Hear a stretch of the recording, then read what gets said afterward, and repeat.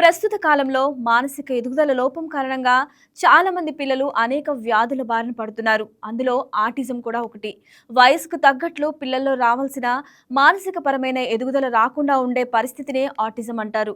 ఈ సమస్య పిల్లల్లో బాల్యంలోనే ప్రారంభమవుతుంది. ఇది ఒక న్యూరాలజికల్ డిజార్డర్. ప్రతి 100 మంది పిల్లల్లో ఒకరికి మాత్రమే ఉంటుంది.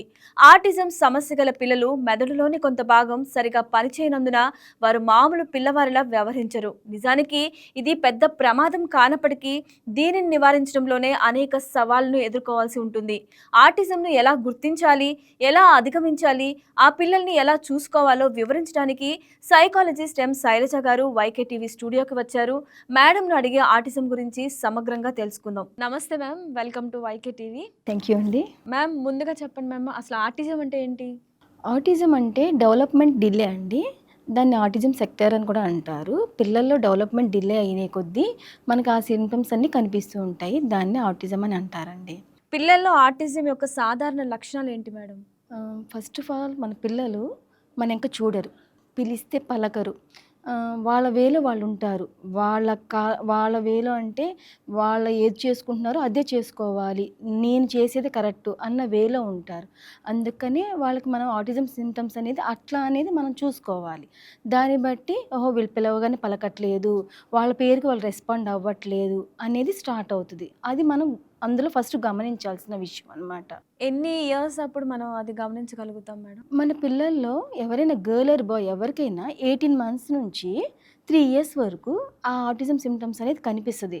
అంటే మనం చిన్నప్పుడు పిలవగానే పలకడము, చూడు అనగానే చూడడము, మనకి రెస్పాండ్ అవ్వడం జరుగుతూ ఉంటుంది. మన ఈ పిల్లల్లో ఏంటంటే అసలు పిలవగానే పలకరు, నన్ను కాదు అనేది ఉంటుంది. మోస్ట్లీ 18 మంత్స్ 2 ఇయర్స్ నుంచి 3 ఇయర్స్ లోపు మనం ఆ పిల్లల్ని మనం చూసి వీళ్ళకి సిమ్టమ్స్ అనేది ఉన్నాయి కాబట్టి మనం ఆటిజం అనేది కన్సిడర్ చేసుకోవచ్చు అనమాట. అట్లాగా మనం ఆటిజం ఉన్న పిల్లల్ని 2 ఆర్ 3 ఇయర్స్ నుంచి స్టార్ట్ అవుతుంది. ఇప్పుడు ఆ ఏజ్‌లో మేడం పిలిస్తే పలకపోవడం అనేది చెవి ప్రాబ్లమ్, వినికిడి ప్రాబ్లమ్ కూడా అనుకోవచ్చు కదా? ఎస్, అది కూడా ఉంటుంది. కానీ మన ఇయర్ టెస్ట్ చేస్తాం. అంటే ఈజీ, బెరా అని ఉంటుంది. ఆ 2 టెస్టులు చేస్తాం. చేసినా కూడా అందులో నార్మల్ వచ్చినా కూడా మన పిల్లలు పలకట్లేదు అంటే కనుక మనం కంపల్సరీ అది ఆటిజం కింద తీసుకోవాలి. బెరా టెస్ట్ చేసాము, ఇది చేసాము, అంత నార్మల్గా ఉంది అంటే వాళ్ళని కంపల్సరీ మనం న్యూరాలజిస్ట్ చూపించి వాళ్ళకున్న సిమ్టమ్స్ ఏంటి, వాళ్ళు ఏమేం చేస్తున్నారు, వాళ్ళకి మనం ఏమేమి గమనించాము అనేది మనం డాక్టర్ చెప్తే కనుక అది మేడం అనేది చెప్తారు. మేడం ఆర్ సార్ ఎవరైనా చెప్తారు కాబట్టి వాళ్ళకి ఆటిజం నిజంగానే వాళ్ళకి ఇయర్ ప్రాబ్లం ఉంటే కనుక ఆ ఇయర్ టెస్ట్ కూడా చేస్తారు, ఎంతవరకు వినిపిస్తుంది అనేది. అందుకని మనం 2 to 3 ఇయర్స్లో ఇవన్నీ గమనించుకోవాలి. మనం 6 మంత్స్ నుంచే మనం స్టార్ట్ చేస్తాం కదా. 6 మంత్స్ నుంచి బోర్ల పడ్డము, పాకడము, 2 లెటర్స్ మాట్లాడడము, సౌండ్స్ చేయడం చేస్తూ ఉంటాం. మనం అప్పటి నుంచి గమనించగా మోస్ట్లీ 2 or 3 ఇయర్స్ కల్లా వాళ్ళు ఇవన్నీ చెయ్యట్లేదు, పిలవగానే పలకట్లేదు, వాళ్ళ వేలో వాళ్ళు ఉన్నారు అని మనం ఎప్పుడైతే గమనిస్తామో ఇమీడియట్గా మనం డాక్టర్ని కన్సల్ట్ చేసి బాబుకున్న ప్రాబ్లమ్స్, బాబు వారి పాప ఉన్న ప్రాబ్లమ్స్ చెప్తే ముందు కంపల్సరీ ఎవరైనా ఈజీ టెస్ట్ చేస్తారు, బెరా చేస్తారు. చేశాక అప్పుడు వాళ్ళు చెప్తారు ఇవన్నీ ఓకే, బాగానే ఉంది, మీరు చెప్పిన సిమ్టమ్స్కి బాబుకి ఆటిజం ఉంది అనేది వాళ్ళు చెప్తారు. మనం దాన్ని బట్టి మన ఆటిజం అవునా కాదని అప్పుడు మనం కన్సిడర్ చేసుకోవాలి. ఈ 2 పలకట్లేదు అని వెంటనే మనం సెల్ఫ్గా ఆటిజం అని అనుకోకూడదు. ఒకసారి డాక్టర్ని కన్సల్ట్ అయ్యి ఇవన్నీ చూసాక కూడా అప్పుడున్న సిమ్టమ్స్ ఓకే అయితే కనుక మనం కన్సిడర్ చేసుకోవచ్చు ఆటిజంగా. ఇప్పుడు ఆటిజం అనేది ఒక వ్యాధినా మేడం? నో, అసలు ఆటిజం అనేది వ్యాధి కాదండి. అది మనకున్న న్యూరాలజికల్ ప్రాబ్లం వల్ల ఆటిజం అనేది వస్తుంది, వ్యాధి కాదు. దట్టు కొందరు పేరెంట్స్ ఏంటంటే సిబ్లింగ్స్ ఉంటారు కదా, ఆ సిబ్లింగ్స్ ఉన్నప్పుడు మేడం వాడిని వీడిని కలిపితే ఆటిజం ఇటు వచ్చేస్తుందేమో, అంటువ్యాధేమో అని కూడా కొందరు పేరెంట్స్కి డౌట్స్ ఉన్నాయి. ఆటిజం అనేది అసలు వ్యాధి కాదు, దట్టు అది అంటువ్యాధి కూడా కాదు. అది న్యూరాలజికల్గా ఉన్న ప్రాబ్లమ్స్ వల్ల వాళ్ళు ఈ సిమ్టమ్స్ అన్నీ కనిపిస్తాయి. అది ఏంటంటే అంటుకుంటుంది, బాబుని సపరేట్గా పెంచాలి అన్నది కొందరు అనుకుంటారు. అలా సపరేట్గా పెంచాల్సిన అవసరం లేదు, నలుగురిలో పెంచితే ఇంకా మనకు బెనిఫిట్స్ ఉంటాయన్నమాట. అందుకనే మన ఆటిజం పిల్లల్ని ఎప్పుడు వ్యాధిగా మనం ట్రీట్ చేయకూడదు, సపరేట్గా ఉంచాల్సిన అవసరం కూడా లేదు. ఇప్పుడు ఆటిజం ఆటిజం ఉన్న పిల్లలు స్కూల్‌కి వెళ్ళగలరా? వెళ్ళాలి. వెళ్తారు, వెళ్ళాలి కూడా. అంటే పిల్లల్లో కలిస్తే ఏంటంటే, వాళ్ళకి కొంచెం సెన్స్‌గానే తెలుస్తాయి. కొంచెం టచింగ్ గాని, ఇప్పుడు మనకి ఆటిజం పిల్లలేంటంటే, గబుక్కున టచ్ చేసి ఇష్టపడరు. పిల్లల్లో కలవడానికి ఇష్టపడరు. పిల్లలు ఏదైనా ఆన్సర్ చేసినా వాళ్ళకి ఇరిటేటింగ్‌గా ఉంటది. పిల్లల్లో కలవడం వల్ల ఏంటంటే, వాళ్ళకి వాళ్ళు సెల్ఫ్‌గా ఓకే. మనం మాట్లాడొచ్చు, మనకి మాటలొచ్చు అనేది ఓపెన్ అప్ అవుతారు. లేదు మనం సింగిల్‌గా పెంచామన్నా వాళ్ళ వేలో వాళ్ళుంటారు. మన వేలో మనం ఉంటాం. పిల్లల్లో కలవాలి. స్కూల్ కూడా లీడ్ చేస్తారు వాళ్ళు. డైలీ లైఫ్ లీడ్ చేస్తారు. కానీ మనం ఎక్కువ గమనించుకుంటూ ఉండాలి. స్కూల్‌కెళ్తున్నాడు కదా! పిల్లల్లో కలుస్తున్నాడు కదా! అని బాబుని గాని, పాపని గాని వదిలేయకుండా మనం ఏం చేయాలంటే వాడిని రెగ్యులర్‌గా ఒక షాడో లాగా మదర్ గారు, ఫాదర్ గాని, గ్రాండ్ పేరెంట్స్ గాని ఒక షాడో లాగా ఉండి వాడినంతా గమనించుకుంటూ ఉండాలి. మనం అన్నీ చేస్తున్నామా? మనయన్నీ వాడు చేస్తున్నాడా? ఫాలో అప్ చేస్తున్నాడా? స్కూల్‌లో ఏమన్నా కంప్లెయింట్స్ వస్తున్నాయా? పిల్లల మధ్యలో కూర్చుంటున్నాడా? తన వేలో తనున్నాడా? క్లాస్ చెప్తుంటే ఒక ప్లేస్‌లో కూర్చుంటున్నాడా? బోర్డు వైపు చూస్తున్నాడా?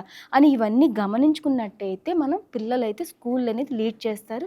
చాలామంది పిల్లలు స్కూలు, కాలేజ్ కూడా వెళ్తున్నారు. లైఫ్ లీడ్ చేస్తున్నారు. బానే పికప్ అవుతున్నారు. కానీ మనం అవుతున్నాడు కానీ వదిలేయకూడదు. మనం ఒక షాడో లాగా మదర్ ఆర్ ఫాదర్ ఎవరైనా సరే ఒక షాడో లాగా ఉండి పిల్లల్ని ఆ బాబుని కంటిన్యూగా ఫాలో అప్ చేస్తూ ఉండాలి. అందుకని కంపల్సరీ పేరెంట్ అనేది ఒక షాడో లాగా ఉండాలి ఎవ్రీడే మన బాబుకి. ఇప్పుడు ఆటిజం ఉన్న ప్రతి ఒక్కరు ఒకేలా ప్రవర్తిస్తారా? లేదండి. ఆటిజంలో డిఫరెంట్‌గా ప్రవర్తిస్తారు. ఒక్కో పిల్లలు ఏం చేస్తారంటే గర్ల్స్ ఆర్ బాయ్స్ ఎక్కడైనా మింగిల్ అయిపోతారు. ఒక బాబు ఒకళ్ళు ఏం చేస్తారు ఓన్లీ బాయ్స్ మధ్యలోనే ఆడుకుంటారు. ఒకళ్ళు ఏం చేస్తారు ఓన్లీ గర్ల్స్‌తోనే ఆడుకుంటారు. డిఫరెంట్‌గానే ఉంటారు.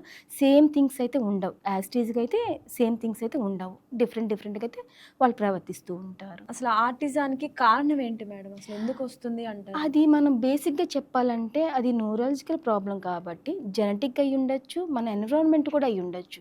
చాలామంది పేరెంట్స్ ఏం చేస్తున్నారంటే ఆల్మోస్ట్ పేరెంట్స్ అందరూ జాబ్ హోల్డర్స్ అయిపోవడం వల్ల ఫోను, టీవీ ఇచ్చేసేసి వాడు మనల్ని డిస్టర్బ్ చేయడు. దట్టు మనకి కోవిడ్ ఆఫ్టర్ ఏంటంటే అందరూ వర్క్స్ హోమ్ చేసుకుంటున్నారు. ఒకళ్ళు ఒక రూమ్‌లో ఉంటారు ఫాదర్. మదర్ ఒక రూమ్‌లో ఉంటారు. మరి బాబు ఏం చేస్తాడు? అందుకని టీవీ గాని, ఫోను గాని పెట్టేసేసి ఆ పిల్లలకి అది అలవాటు చేస్తున్నారు. అసలు మనుషులతో మాట్లాడడం, ఒక అమ్మగా పలకరించడం అవేమీ లేదు. ఎందుకంటే జాబ్ ప్రాబ్లమ్. వాళ్ళ ప్రాబ్లమ్ కూడా కాదు. దానివల్ల ఏంటంటే వాళ్ళ వేలో వాళ్ళు ఉంటున్నారు. మదర్ ఉంది, ఫాదర్ ఉంది, తినిపించాలి, తినాలి అనేది ఉండదు. టీవీ ఇచ్చేస్తారు, ఫోన్ ఇచ్చేస్తారు. టైం 1:00 అయిందా లంచ్ పెట్టేస్తారు. 3 అయిందా స్నాక్స్ ఇట్లా వాళ్ళయన్నీ అయిపోతూ వాళ్ళకేంటంటే కంప్లీట్‌గా మన వేలో లేకుండా చేసేసారు. అందుకని మనం ఏంటంటే స్క్రీనింగ్ ఎంత తగ్గిస్తే పిల్లలకి టీవీ ఆర్ ఫోన్ ఎంత తగ్గిస్తే పిల్లలు అంత మనలో ఉంటారు. మనం చెప్పినయి అనేది వింటారు. ఫస్ట్ ఆఫ్ ఆల్ వినాలి. పిల్లలు ఎవ్వరైనా మనం చెప్పింది వినాలి. చెప్పింది విన్నాక ఫాలో అవ్వాలి. అది అసలు ముందు తను వినకుండా ఫాలో అవ్వడం అనేది కష్టం అనమాట. అయితే నేను ఇక్కడ మెయిన్ పాయింట్ ఏంటంటే పేరెంట్స్ నేను తప్పు పట్టట్లేదు. పేరెంట్స్ ఉన్నది బిజీ షెడ్యూల్. ఇప్పుడు అందరూ ఎవరి కాళ్ళే ఉంటున్నారు. ఇదివరకటి గ్రాండ్ పేరెంట్స్‌తో ఉండేవాళ్ళు. కొంచెం జాయింట్ ఫ్యామిలీస్ ఉండేవి. ఇప్పుడు అలా లేవు. అందుకని మనము ఆ బాబు ఒక కండిషన్ వచ్చేదాకా అంటే స్కూలు ఎల్‌కేజీ ఆర్ యూకేజీ అయన్నీ స్టడీస్ కొంచెం పర్లేదన్నాక పేరెంట్స్ బిజీ అవ్వడం బెస్ట్. ముందు నుంచే బిజీ అవ్వడం వల్ల ఏంటంటే పేరెంట్స్‌తో కలవడం గాని, ఇంటికి ఎవరొస్తున్నారో చూడట్లేదు. ఇంట్లో ఎవరెవరు ఉంటున్నారో చూడట్లేదు. టీవీ ఉంటే చాలు, ఫోన్ ఉంటే చాలు. టీవీ ఇస్తేనే అన్నం తింటా, ఫోన్ ఇస్తేనే అన్నం తింటా అనేది బాగా అలవాటు అయిపోతుంది పిల్లలకి. మన వేలోకి రావట్లేదు. అందుకనే కంప్లీట్‌గా స్క్రీనింగు, టీవీ, ఫోన్ ఈ 2 ఆపేస్తే పిల్లలు కొంచెం మనతో మాట్లాడడం, మనం అడిగింది చేస్తారు. మన ఎంక చూస్తారు. మనం గసిరితే కొంచెం వాళ్ళ ఎక్స్‌ప్రెషన్స్ తెలుస్తాయి. అమ్మ గసురుతున్నారు, సీరియస్‌గా ఉన్నారు. మనం స్మైల్ ఇస్తే స్మైల్ ఇయడం ఇవన్నీ తెలుస్తాయన్నమాట. అందుకే ఆటిజం పిల్లలకి అందరికీ ఎవరికైనా సరే కంపల్సరీ మింగిల్ అవ్వడం అనేది కంపల్సరీ అనమాట. దానివల్ల అంటే వాళ్ళకున్న ప్రాబ్లమ్ అనేది అక్కడికి స్టాప్ అయిపోతది. అది ఎక్కువ అవ్వాలి అవుతూ ఉంటది. రీజన్ ఏంటంటే పట్టించుకోకపోవడమే. అది అలా పట్టించుకోకుండా ఉంటే ఏంటంటే వాళ్ళ వేలో ఉంటారు. ఆళ్ళ వేలో నుంచి మనకి రావడానికి టైం పట్టుద్ది. అందుకని ఆటిజం పిల్లలు ఎవరినైనా సరే మనం కంపల్సరీ మనలోకి వచ్చేలాగా ప్లాన్ చేసుకోవాలి. పేరెంట్స్ గానీ, గ్రాండ్ పేరెంట్స్ గానీ అట్లా అదైతే బెస్ట్ అనమాట. ఇప్పుడు మీరు చెప్పినట్లు పట్టించుకోకపోవడం ఒక రీజన్ అయితే మేడం, ఇప్పుడు పేరెంట్స్‌కి కానీ, తాత ముత్తాతలకు కానీ ఇదేమన్నా ఉంటే అది క్యారీ ఫార్వర్డ్ అయితదంటారా జనరేషన్‌కి ముందు? అది ఉంది గానండి 50 ఛాన్సెసే ఉన్నాయి. నేను 100 ఛాన్సెస్ అనను గానీ 50 ఛాన్సెస్ అయితే ఉంటాయి. అది జన్యుపరంగా వచ్చేయైతే ఉన్నాయి. అయితే 100/100 అయితే లేదు. అది మనం ఈ జెనెటిక్ టెస్ట్ చేస్తే మాకు జెనెటిక్ టెస్ట్ చేసాము అంటే జెనెటిక్‌లో తెలుస్తది. అంటే 4 ఫాదర్స్‌కి ఉన్నాయా? అటు ఫాదర్స్ కానీ, ఇటు 4 ఫాదర్స్ కానీ ఉన్నాయా అనేది మనం కంపల్సరీ మనం చూసేసి కన్సిడర్ చేసుకోకూడదు. కంపల్సరీ వాళ్ళకి జెనెటిక్ టెస్ట్ అనేది ఉంటది. ఆ జెనెటిక్ టెస్ట్ చేస్తే 4 ఫాదర్స్ నుంచి వచ్చిందా? లేకపోతే బాబుకే వచ్చిందా? అనేది ఆ రిపోర్టింగ్ అనేది తెలుసుద్ది. ఇప్పుడు ఈ ఆటిజం అనేది పూర్తిగా నయం అవుతుందా మేడం? నయమవుతదండి. కాకపోతే ఏంటంటే, ఇది మెడిసిన్ వల్ల అయ్యేది కాదు. థెరపీస్ వల్ల అయ్యేది. థెరపీస్ ఏంటంటే, స్పీచ్ థెరపీ ఉంది, ఆక్యుపేషన్ థెరపీ ఉంది, బిహేవియర్ థెరపీ ఉంది. మన బాబుకున్న కండిషన్‌కి, మన బాబున్న ఏజ్‌కి ఈ 3 థెరపీస్ ఇస్తే, మన బాబుకి చాలా హెల్ప్ అవుతది. సిట్టింగు, ఐ కాంటాక్ట్, అండర్‌స్టాండింగ్ ఇదంతా ఏబీఏలో చేస్తారు. బిహేవియర్స్‌లో చేస్తారు. ఆక్యుపేషన్ థెరపీ వచ్చి సెన్సరీ ఇష్యూస్ అండి. మన పిల్లలు కొందరు హెయిర్ కటింగ్ చేసుకోరు. అన్నం తిన్నా నమలరు, మింగేస్తారు. లేకపోతే అలా చప్పరిస్తూ ఉంటారు. చూయింగ్ ప్రాబ్లమ్ ఉంటది. వాటర్‌లో ఎళ్ళరు కొందరు పిల్లలు. మన బాత్రూమ్ తడిగా ఉన్నా కూడా అది ఆరేదాకా ఆ బాత్రూమ్‌లోకి కూడా వెళ్ళరు. అలా హోల్డ్ చేసుకుంటారు. ఇలాంటి పిల్లలందరికీ ఏమో ఆక్యుపేషన్ థెరపీ ఇవ్వాలి. స్పీచ్ వచ్చేసరికి ఏంటంటే లిప్ మూవ్‌మెంట్స్ అనమాట. వాళ్ళు లిప్ మూవ్‌మెంట్స్ చేస్తారు. ఆ, ఈ, ఊ సౌండ్స్ చేస్తారు. ఆ సౌండ్స్ వాళ్ళు ప్రాంప్ట్ చేయగా మనం పలికించడం ఫస్ట్ సింగిల్ లెటర్ పలికిస్తాం. ఆ, ఈ, ఊ అని. తర్వాత అమ్మ, నాన్న ఇట్లా ఈ దేనికి దానికే మనము బాబుకి థెరపీస్ ఇస్తే చాలా హెల్ప్ అవుతది.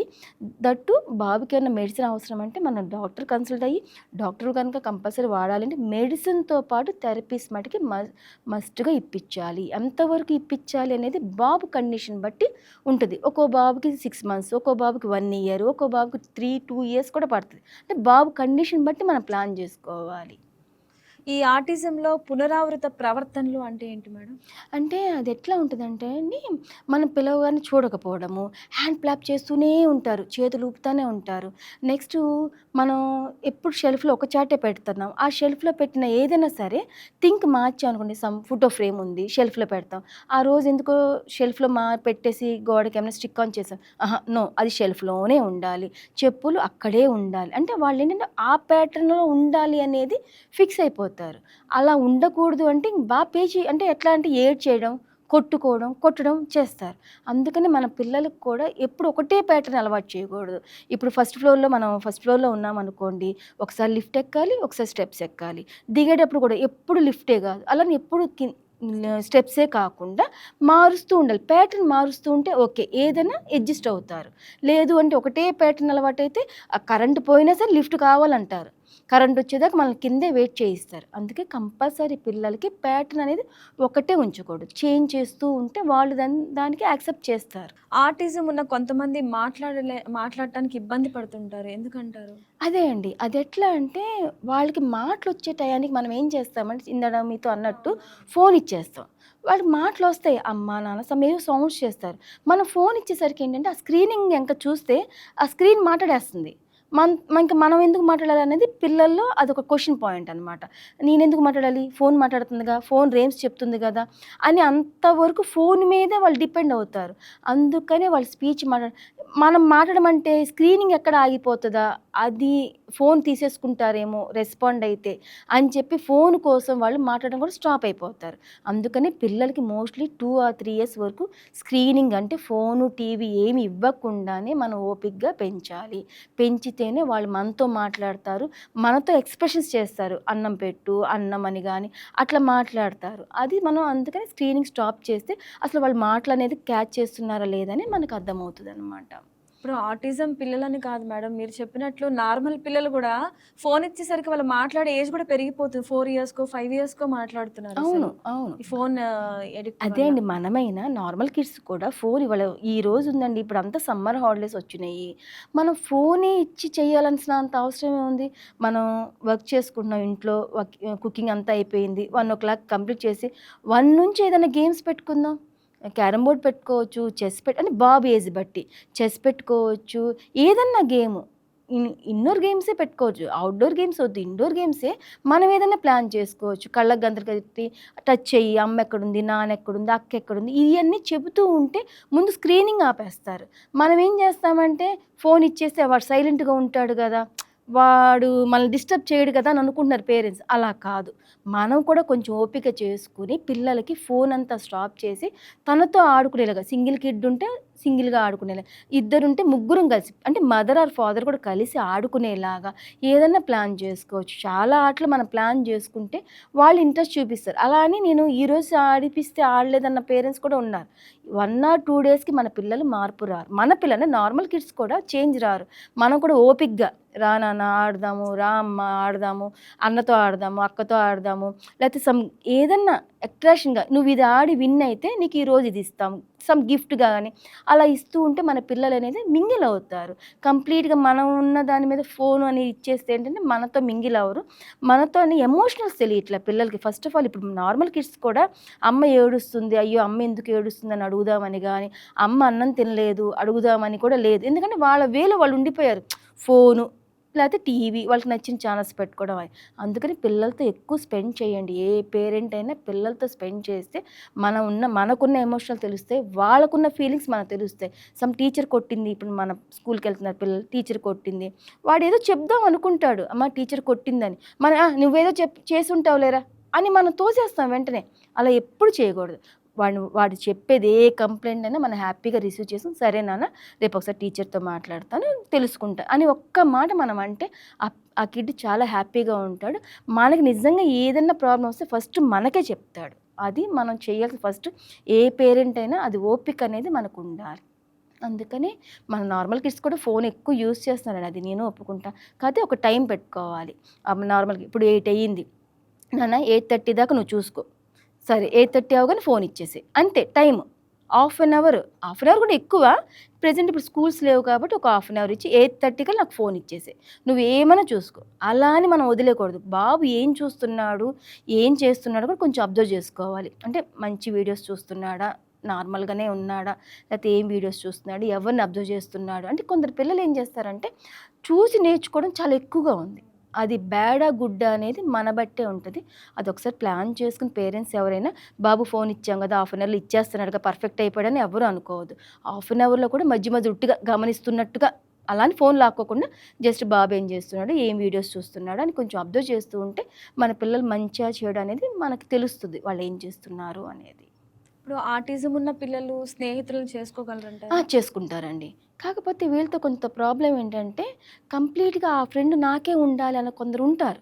ఇప్పుడు మనం ఉన్నాము. ఇప్పుడు నేను ఫ్రెండ్ అనుకోండి. ఇంక నేనెప్పుడు తనతోనే మాట్లాడాలి, తనతోనే ఉండాలన్న ఉంటది. అది మనం కొంచెం గమనించుకుంటూ ఉండాలి.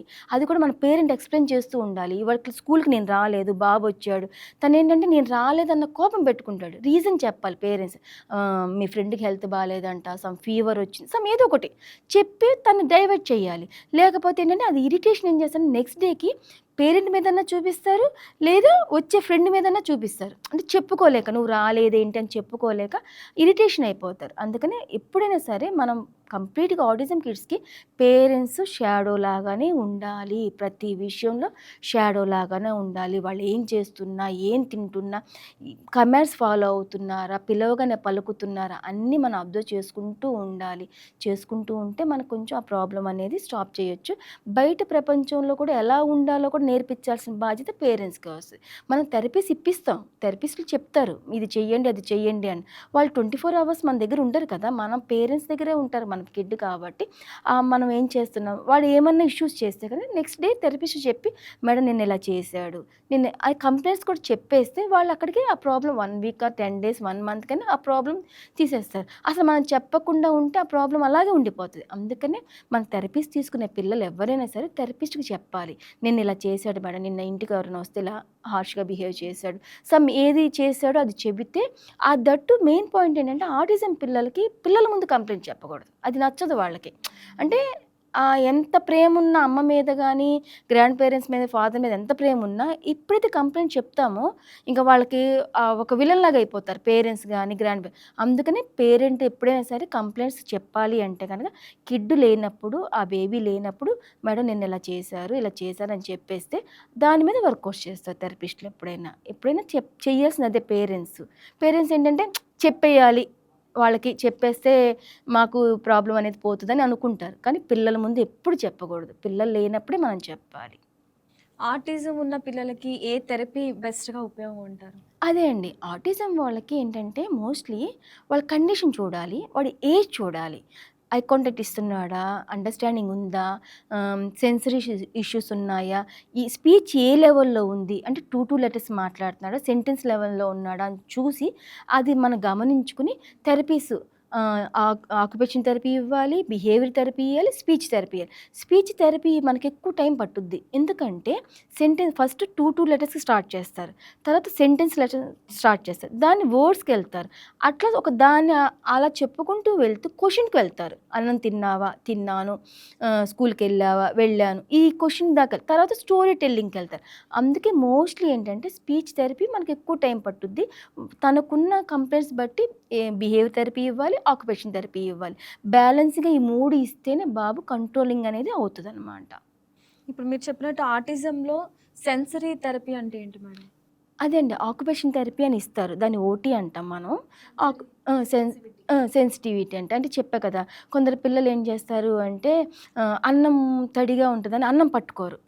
ఉప్మా పట్టుకోరు. ఇడ్లీ పట్టుకోరు. మళ్ళీ దోస తింటారు. చపాతీ తింటారు. కొంచెం వెట్‌గా ఉంటే పట్టుకోరు. దాన్ని సెన్సిటివ్ అంటారనమాట. ఆ సెన్సిటివ్ ఇష్యూ ఉన్నప్పుడు మనకి ఫింగర్స్‌కి వాటికి సెన్సిటివ్ మీద ఆక్యుపేషనల్ థెరపీలో చేస్తూ ఉంటారు. దానివల్ల ఏంటంటే నిదానంగా అన్నం పట్టుకోవడము, అన్నం పట్టుకోవడం ఇష్టపడరు. మళ్ళీ స్పూన్‌తో అన్నం తింటారు. తినడానికి ప్రాబ్లమ్ రాదు. కానీ పట్టుకోవడానికి ఇబ్బంది పడతారు. అది టచ్ చేయాలంటే ఇబ్బంది పడతారు. స్నానానికెళ్తారు, మగ్గు పట్టుకోరు. మళ్ళీ నీళ్ళలో ఆడతారు. అట్లా అనమాట. ఇవన్నీ మనకి ఎరేజ్ అవ్వాలి అంటే ఆక్యుపేషన్ థెరపీ ఇప్పించుకుంటూ ఉంటే బాబుకి సెన్సరీ ఇష్యూస్ అన్నీ ఎరేజ్ అవుతూ ఉంటాయి. ఈ ఆటిజం పిల్లలు స్కూల్‌లో ఉపాధ్యాయులు వీళ్ళకి ఎలా సహాయం చేయాలంటారు? అంటే మనం ఫస్ట్ పేరెంట్స్ మన స్కూల్‌లో జాయినింగ్ అప్పుడే టీచర్స్‌కి చెప్పాలి. మేడం మా బాబు కండిషన్ ఇది. అన్నప్పుడు వాళ్ళు స్పెషల్‌గా ట్రీట్ అంటే స్పెషల్‌గా అంటే సెపరేట్‌గా కూర్చోపెట్టడం అలా కాదు. బాబుని అబ్జర్వ్ చేసుకుంటూ ఉంటారు. దానివల్ల ఏంటంటే బాబు కండిషన్ అనేది మనకు అర్థమవుతది. దట్టు దీనికి స్పెషల్ స్కూల్స్ కూడా ఉన్నాయి. స్పెషల్ స్కూల్స్ కూడా ఉన్నాయి. స్పెషల్ స్కూల్‌లో వేసుకుంటే కంప్లీట్‌గా ఆ పిల్లలే ఉంటది. నార్మల్ స్కూల్‌లో వేసుకున్నా ఒక్కసారి టీచర్‌కి కూడా మనం ఇన్ఫార్మ్ చేస్తూ ఉంటే ఏంటంటే ఆహా! ఓకే. ఈ బాబుకి ఇది కాబట్టి ఒక టీచర్ కూడా అబ్జర్వ్ చేసుకుంటూ ఉంటారు. మామూలు పిల్లలనుకోండి వాళ్ళే తినేస్తారు, నాప్కిన్స్‌తో తుడుచుకుంటారు, బ్యాగ్ సర్దేసుకుంటారు. మన బాబు కండిషన్ చూస్తూ ఏం చేయాలంటే ఫాలో అవుతూ ఉండాలి టీచరు. అప్పుడు టీచర్ కూడా స్పెషల్‌గా ట్రీట్ చేస్తారు. అలా అని విడిగా కూర్చోపెట్టకూడదు. బాబుని నీకు ఆ ప్రాబ్లమ్ ఉందని పద్దాక రిపీట్ చేయకూడదు అనమాట టీచర్. మనం ముందే చెప్తున్నాం కాబట్టి, కాకపోతే టీచర్ అవేం చెయ్యరు. అందుకని పిల్లలు కూర్చోబెట్టి అబ్జర్వ్ చేసాం. అప్పుడు ఆమె ఏం చేస్తదంటే, మేడం ఈరోజు ఇలా ఉన్నాడు, కొంచెం క్రాంకీగా ఉన్నాడు, కొంచెం ఇరిటేటింగ్ అయితున్నాడు, ఇంట్లో ఏమన్నా జరిగిందా అని టీచర్ కూడా ఫాలో అవుతది. ఆవిడ ఏమైనా చెప్తే కనుక ఒకసారి థెరపీస్ట్‌కి తీసుకెళ్తున్నారు కదా! అక్కడ కూడా చెప్పండి అని ఆవిడ ఇన్ఫార్మ్ చేస్తది. అలా బాబుకనేది హెల్ప్ అవుతది ఆటిజం కిడ్స్‌కి. సమాజంలో ఆటిజం ఉన్న పిల్లల్ని ఎలా ప్రోత్సహించాలి సమాజం? సమాజంలో ఆటిజం ఉన్న పిల్లల్ని సెపరేట్‌గా ఎప్పుడు పోల్చకూడదండి. నార్మల్‌గానే పోల్చాలి. అరే! వీడికదుందిరా అని అంటే వాడికి చెప్తున్నా గదా! తెలియని కోపమొచ్చేస్తది. ఇంక బయటికి రాడు. ఇంట్లోనే ఉంటాడు. నన్నలా అంటున్నారు. అలా కాదు. మన నలుగురిలో కూర్చోబెట్టి మనం ఫంక్షన్‌కెళ్తాము. ఫంక్షన్‌కెళ్ళినప్పుడు మన నలుగురిలో బాబుని కూర్చోబెట్టుకోవాలి. మనం లంచ్ చేస్తుంటాం అందరం కలిసి ఫంక్షన్‌లో. బాబుని కూడా మధ్యలో కూర్చోబెట్టి తింటే తిన్నాడు. ఎంతవరకు తింటాడో అంతవరకు తినేలాగా మన మధ్యలో కూర్చుంటే తనేంటంటే యాక్సెప్ట్ చేస్తాడు. ఓకే. నేను నార్మలే. నాకేం స్పెషల్ కాదు. మనం చేయాల్సిందేంటంటే బాబుని పదే పదే అదే వర్డ్ అనేది యూజ్ చేయకూడదు. యూజ్ చేయకుండా బాబుని మనలో కలిపేలాగా ఒకవేళ మీకు బాబు గురించి ఏదైనా సమస్యగా ఉన్న ఏమన్నా ఉన్నా అదే చెప్పా కదా! బాబు లేనప్పుడే థెరపిస్టులకు గానీ, డాక్టర్స్‌కి గానీ, బాబు వెళ్ళే స్కూలుకి గానీ మనం ఎక్స్‌ప్లెయిన్ చేసుకుంటే బాబు కండిషన్ అర్థమవుతది. కానీ పిల్లల్ని నలుగురిలో తీసుకెళ్ళాలి, నలుగురితో పాటు తిప్పాలి, పార్క్ తీసుకెళ్ళాలి, ఆడించాలి, వాళ్ళతో ఏమన్నా ఉంటే షేరింగ్ చేయించాలి. ఏదైనా స్నాక్స్ తీసుకొని పిల్లలకి షేరింగ్ కూడా అలవాటు చేస్తే ఏంటంటే ఓకే. నేను అందరిలాగానే సేమ్. నాకు వాళ్ళకి నో డిఫరెంట్ అనేది మన పిల్లలకి అర్థమవుతది. అప్పుడే తను ఓపెన్ అవుతాడు. లేదు అంటే తను సెపరేట్‌గా రూమ్‌లో కూర్చోవడము, అందరూ ఎళ్ళాక హాల్‌లోకి రావడము, అందరూ ఉన్నారో లేదో చూసుకోవడము, చుట్టాలు ఎవరైనా వస్తే ఎళ్ళిపోవడము, ఏడవడము, వాళ్ళు ఎళ్ళిపోమని పేచీ పెట్టడం చేస్తాడు. అది మనకి రిలేటివ్స్ అందరికి ఇయన్నీ చెప్పుకోలేం కదా! ముందు మనమే మన ఇంట్లోనే అలవాటు చేసుకోవాలి. బాబుకున్న సిబ్లింగ్స్ గానీ, పేరెంట్స్ గానీ, గ్రాండ్ పేరెంట్స్ గానీ నలుగురిలో కూర్చోపెట్టి అన్నం తినడము, నలుగురిలో ఉన్నప్పుడే మాట్లాడుకోవడము, ఆడుకోవడము ఇవన్నీ చేస్తే కొత్త వాళ్ళు కూడా యాక్సెప్ట్ చేస్తారు. బాబుని ఎప్పుడు సెపరేట్‌గా సపరేట్గా అనేది ఉంచకూడదు. సపరేట్గా ఉంచకుండానే మనలోనే ఉంచుకోవాలి. దట్టు మనం కూడా గమనించుకుంటూ ఉండాలి. సింగిల్గా బాబు కనుక వేరే రూమ్లోకి వెళ్ళాడు అంటే ఏం చేస్తున్నాడు, ఏంటి, నిద్రపోతున్నాడా, లేకపోతే ఏం చేస్తున్నాడని మనం గమనించుకుంటూ ఉంటే అప్పుడు మన బాబు మనలోకి ఉంటాడు. సమాజం కూడా నార్మల్ కిడ్గానే ట్రీట్ చేస్తుంది. Thank you so much madam. Thank you autism అండి. అంటే ఏంటి, ఆటిజం ఉన్న పిల్లల్ని ఎలా జాగ్రత్తగా చూసుకోవాలి, ఎలా వాళ్ళకి థెరపీ ఇవ్వాలనేది చాలా బాగా వివరించారు. Thank okay. You so much. Thank